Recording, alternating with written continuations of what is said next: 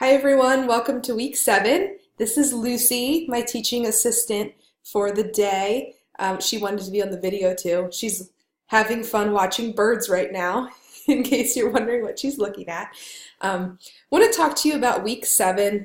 The goals are to talk about two things that are frustrating: test taking and group work, things that we don't often look forward to in college. So you have your normal assignments that you're used to.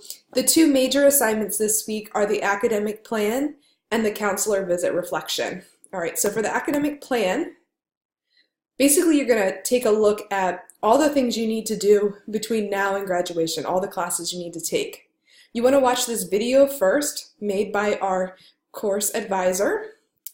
Then you're going to complete the two parts of the assignment, this reflection question sheet, as well as the academic plan sheet. So make sure you pick the appropriate one depending on when you started at CCP. If you have questions that this doesn't fit for you, let me know and we'll work it out. All right, so to submit, you just upload both of these documents to Canvas. There are some extra resources down here that you can check out. And if you have any questions at all, contact me, contact our advisor to get some help. And then when you submit it, we'll actually be able to give you some feedback on your plan and make sure you're on the right track for graduation.